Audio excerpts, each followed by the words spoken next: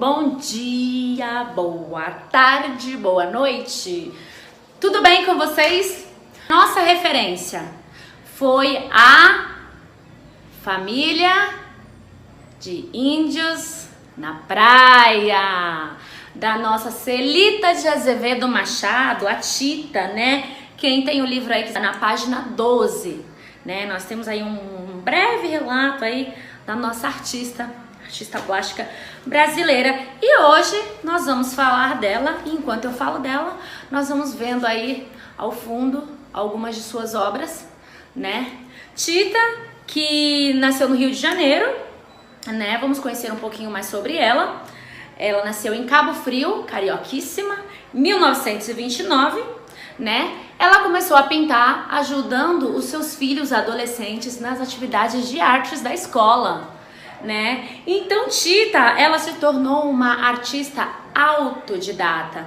Autodidata é uma pessoa que aprende alguma coisa sozinha, sem ter que ir a uma escola, sem um professor. Ela aprende sozinha. Então ela se chama ela é uma pessoa autodidata, né? Eu fiz aqui alguns tópicos para a gente falar dos principais fatos sobre Tita, né? Na década de 80, a Tita foi para a Europa, passou uma temporada lá, então ela não expôs aqui no Brasil, ela não aprendeu só aqui no Brasil, ainda que ela tenha sido autodidata, né? Ela teve sua temporada lá na Europa, né? Que aí ela foi levada pela inspiração de museus de obras de artes franceses, europeus, né? E aí foi quando ela passou a se dedicar mais à pintura, na década de 80, né? Ela utilizava o estilo knife, né? Arte knife, né? Arte da espontaneidade, né? Arte criativa, tá? Também tá lá no livro, na página 12, fala um pouquinho sobre isso, né? Ela não se enquadra assim nos moldes acadêmicos, né? Ela tem o seu próprio traço, digamos assim, né? O estilo knife, né? No Brasil a gente tem um museu de arte knife, né? O Museu Internacional de Arte Knife, que também fica no Rio de Janeiro, no Cosme Velho, né? Ele foi fundado em 1955. Nós temos também outros museus aí pelo Brasil, mas esse é um dos principais. Lá, quando vocês tiverem a oportunidade de ir, chama mamãe, chama papai, vão lá. Eu ainda não conheço, né? Eu ainda estou explorando o Rio de Janeiro, mas esse ano veio a pandemia, acabou que deu uma barrada em mim, então eu conheço muito pouco. Conheço o Museu de Arte, o Museu do Amanhã, e só tava para ir no Centro Cultural do Banco do Brasil, mas também não deu tempo, porque logo veio a pandemia e barrou a gente. Então, assim que tudo estiver funcionando normal, né, tudo estiver ok, aí eu volto a fazer esses passeios culturais. Eu sempre levava a minha irmã, gente, era muito legal. A gente sempre ia uma vez no mês a alguma exposição, a gente ia em algum museu, era bem bacana, né, isso em São Paulo.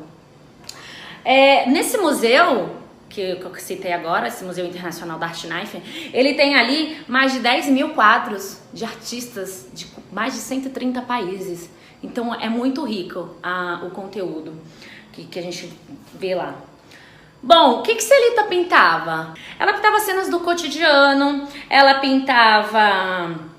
ela misturava elemento da imaginação dela com a realidade. Então ela pintou a família de índios na praia, né? Ela é uma das obras mais famosas, inclusive, da Tita, né? Foi exposta em várias cidades brasileiras e no exterior também.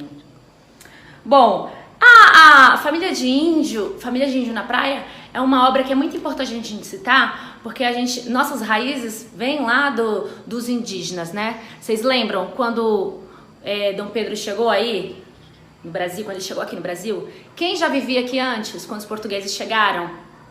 Eram os índios. Os portugueses já tinham os índios aqui e nós somos brasileiros, então a nossa cultura é indígena, nossas raízes são indígenas, né?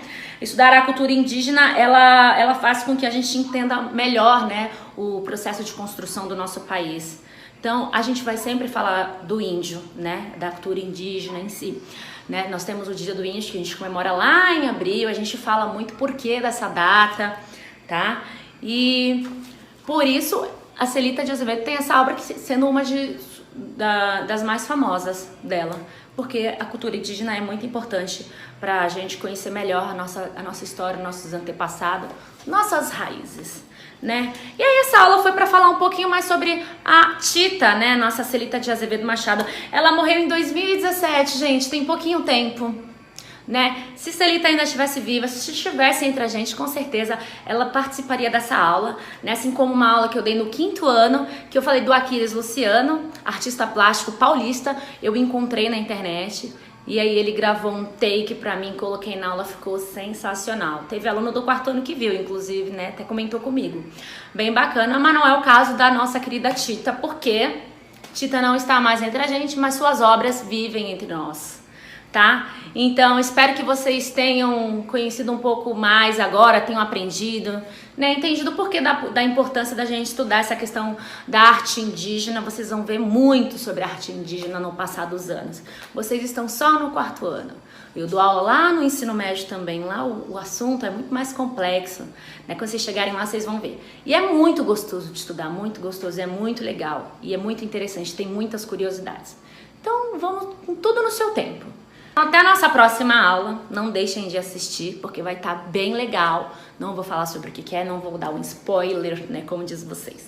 Tá bom? Beijos pra vocês, muitos abraços e até a próxima aula. Tchau!